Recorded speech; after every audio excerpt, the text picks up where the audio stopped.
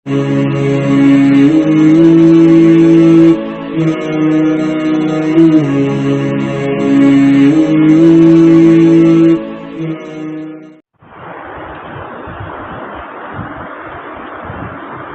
للہ وحدہ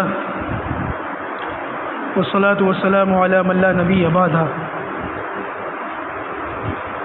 اما بعد اعوذ باللہ من الشیطان الرجیم بسم اللہ الرحمن الرحیم واقیموا الصلاة وآتوا الزکاة وارکعوا مع الراکعین صدق اللہ العظیم۔ یہ سورۃ البقرہ کی آیت نمبر 43 ہے، اسی پر بات چل رہی تھی، اور اس آیت کا جو آخری حصہ ہے وارکعوا مع الراکعین، یعنی رکوع کرنے والوں کے ساتھ رکوع کرو، تو یہ بنی اسرائیل کو حکم دیا گیا ہے، اور وارکعوا کا لفظ جو استعمال کیا گیا ہے اس کی وضاحت کل آ گئی تھی۔ ایک نقطہ جو یہاں پر رہ گیا ہے وہ یہ کہ باجماعت نماز پڑھنا۔ اب یہاں پر باجماعت نماز پڑھنے کی اہمیت کا اندازہ ہو جاتا ہے اس آیت سے، کہ رکوع کرنے والوں کے ساتھ رکوع کرو، یعنی کہ نماز پڑھو جماعت سے، باجماعت نماز پڑھو۔ تب سوال یہ اٹھتا ہے کہ باجماعت نماز پڑھنا کیسا ہے؟ فرض ہے، واجب ہے، سنت ہے، یا اگر کوئی شخص باجماعت نماز نہ پڑھے تو کیسا ہے؟ تو یہاں پر یہ بات یاد رکھیے گا، بہت سارے صحابہ کرام اور بہت سارے فقہاء امت کا خیال یہ ہے کہ اس آیت سے مراد باجماعت نماز واجب ہے۔ جماعت کے ساتھ نماز پڑھنا کیسا ہے؟ واجب ہے۔ واجب کا مطلب آپ سمجھتے ہی ہیں، دلیل میں تھوڑا سا فرق ہوتا ہے، قریب قریب فرض اور واجب ایک ہی ہوتے ہیں، تھوڑا سا دلیل میں فرق ہونے کی وجہ سے حکم میں فرق ہو جاتا ہے، ورنہ قریب قریب واجب کا حکم وہی ہے جو فرض کا ہے۔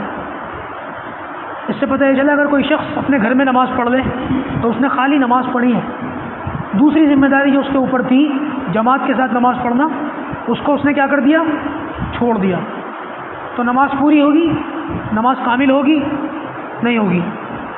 ایک روایت کے اندر آتا ہے اللہ کے رسول صلی اللہ علیہ وسلم نے ارشاد فرمایا لا صلاۃ لجار المسجد الا فی المسجد، کہ مسجد کے پڑوسی کی نماز مسجد کے علاوہ کہیں اور جائز ہی نہیں ہے۔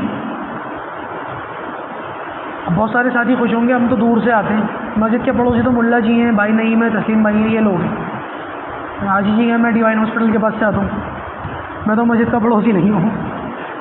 کیا ہو سکتا ہے بھائی امین گاہ میں تو پیچھے سے آتا ہوں۔ تو بھائی یہ بات یاد رکھیے گا کہ آپ سب لوگ مسجد کے پڑوسی ہیں، قریب کا رہنے والا بھی پڑوسی ہے، اور دور کا رہنے والا بھی کیا ہے؟ وہ بھی مسجد کا پڑوسی ہے۔ اور اس کی تائید دوسری روایت سے ہوتی ہے، اللہ کے رسول صلی اللہ علیہ وسلم نے ارشاد فرمایا، حضرت ابو ہریرہ فرماتے ہیں اللہ کے رسول نے فرمایا کہ جس شخص کے گھر میں اذان کی آواز آتی ہو اور اس کے باوجود وہ مسجد میں نماز نہ پڑھے، اپنے گھر پہ پڑھ لے، تو اس کی نماز نہیں ہوتی۔ تو اس سے پتہ یہ چلا کہ مسجد کی اذان کی آواز جس کے گھر پر آتی ہو، وہ چاہے تھوڑا دور ہی پر رہتا ہو، وہ کون ہے؟ مسجد کا پڑوسی ہے۔ اور ایک صحابی ہیں حضرت عبداللہ ابن ام مکتوم رضی اللہ تعالیٰ، ان کی خصوصیت یہ کہ ان کو نظر نہیں آتا تھا، نابینا تھے، آنکھیں نہیں تھیں ان کی۔ تو ایک موقع پر اللہ کے رسول صلی اللہ علیہ وسلم کی خدمت میں حاضر ہوئے، یا رسول اللہ مجھے اجازت دیجیے میں گھر پہ نماز پڑھوں گا، مجھے نظر نہیں آتا، مسجد آتے ہوئے تکلیف ہوتی ہے۔ تو آپ نے فرمایا ٹھیک ہے پڑھ لو، جانے لگے۔ تو آپ صلی اللہ علیہ وسلم نے ان کو پھر واپس بلوایا اور پوچھا یہ بتاؤ اذان کی آواز آتی ہے تمہارے گھر تک؟ کہنے لگے یا رسول اللہ آواز تو آتی ہے۔ تو آپ نے فرمایا پھر مسجد آنا پڑے گا، اور کوئی چارہ نہیں ہے۔ تو جماعت کے ساتھ نماز پڑھنا ضروری ہے۔ بعض علماء نے تو یہاں تک فرمایا کہ اگر کسی شخص نے کوئی سوتا رہ گیا یا کوئی ایسی وجہ ہو گئی، اس کی آنکھ کھلی اور اس کو ایسا لگا کہ نماز کا وقت مطلب مسجد میں جماعت جو ہے وہ ہو چکی ہے، اور اس نے اپنے گمان کے مطابق اپنی نماز گھر پہ پڑھ لی، اور نماز پڑھ کے وہ باہر نکلا اور اس نے دیکھا نہیں جماعت تو ہو رہی ہے، میرا اندازہ غلط تھا، علماء نے فرمایا با جماعت نماز پھر دوبارہ پڑھے۔ اتنی اہمیت ہے، گھر پر پڑھی ہوئی نماز کافی نہیں ہوگی اندازے کے مطابق جو پڑھی ہے۔ تو اس سے جماعت کی نماز کی اہمیت کا اندازہ ہوتا ہے۔ ہاں آج کل کے جو حالات ہیں ہم سب اس سے واقف ہیں، ان حالات میں اگر کوئی شخص بیمار ہے، اور بیماری بھی کون سی جو چل رہی ہے میں سمجھتا ہوں اس جیسی بیماری یا اس سے ملتی جلتی دوسری بیماری، اس کے بارے میں یہ کہہ سکتے ہو کہ ہو سکتا ہے اس کے اندر وہ بیماری ہے یا نہیں، کووڈ کی بیماری یا اس جیسی دوسری بیماریاں آج کل تو نئی پتہ چل رہی ہیں. کوئی بلیک فنگس بتا رہا ہے، کوئی وائٹ فنگس بتا رہا ہے، کوئی یلو فنگس بتا رہا ہے. کل ایک ساتھی کہہ رہے تھے مجھ سے کہ پتہ نہیں کیوں ایک کے بعد ایک بیماریاں آ رہی ہیں. میں نے کہا بس دل میں یہ بات آتی ہے کہ جب سے بابری مسجد کا غلط فیصلہ ہوا ہے، بیماریاں ایک کے بعد ایک آتی چلی جا رہی ہیں. وہ فیصلہ ہونا دیکھ لو اور اس کے بعد ہمارے ملک کے حالات دیکھ لو، پتہ نہیں کیا ہے.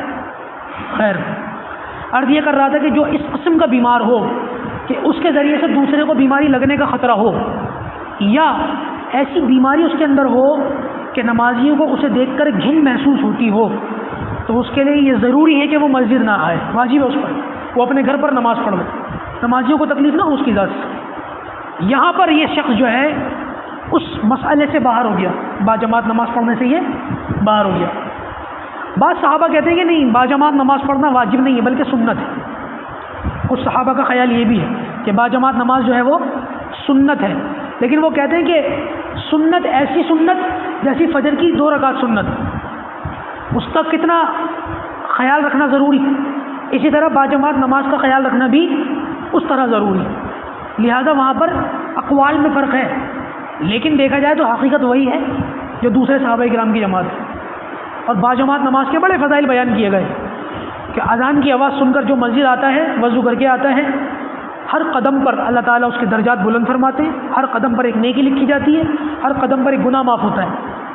اور حضرت عبداللہ بن مسعود رضی اللہ تعالیٰ عنہ فرماتے ہیں کہ نبی کریم صلی اللہ علیہ وسلم کے دور میں جو شخص پکا کھلا منافق تھا، وہ تو نماز نہیں پڑھتا تھا، لیکن منافقوں کا بھی یہ عالم تھا کہ باجماعت نماز چھوڑنے کی ہمت نہیں ہوتی تھی.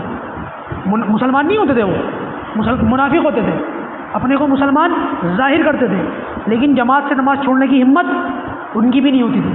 کہتے کہ ہم تو یہاں تک دیکھتے تھے کہ جو شخص چل نہیں پاتا تھا، 2 آدمیوں کا سہارا لے کر مسجد کی طرف آتا تھا اور اس کے پیر زمین پر گھسٹ رہے ہوتے تھے، اس حال میں بھی مسجد آتا تھا. آج ہم مسلمانوں سے اس دور کے منافق اچھے ہے یا نہیں؟ یہ بات میرے بھائی، یہ بات ہے یا نہیں؟ مجھے کہتے ہوئے بڑا افسوس محسوس ہو رہا ہے، لیکن آج کے پکے مسلمانوں سے اس دور کے منافق بازی لے گئے. آج ہمارے معمولی سے سر میں درد ہو تو نماز چھوٹ جاتی ہے، جماعت نہیں نماز چھوٹ جاتی ہے. اس پر غور و فکر کرنے کا مقام ہے. بہت ساری باتیں ہم سب جانتے ہیں، کیسے کیسے عذر ہیں جن کی وجہ سے ہم نمازیں چھوڑ دیتے ہیں. نہ نماز چھوٹے گی انشاءاللہ اور نہ جماعت چھوٹے گی انشاءاللہ. خیال رکھیں گے نا سب ان باتوں کا. اس سے اندازہ لگائیے کہ باجماعت نماز کی کتنی اہمیت ہے، کس قدر اہمیت ہے. اللہ پاک ہم سب کو باجماعت پابندی کے ساتھ نماز پڑھنے کی توفیق عطا فرمائے، اور اللہ کرے کہ حالات درست ہوں، تاکہ جو معاملات ہم پہلے دیکھتے تھے، مسجدوں کی آبادی ہم پہلے دیکھتے تھے، پروردگار دوبارہ ہمیں وہ ماحول دیکھ کر اپنی آنکھوں کو ٹھنڈا کرنے کی توفیق عطا فرمائے. وآخر دعوانا الحمدللہ رب العالمین.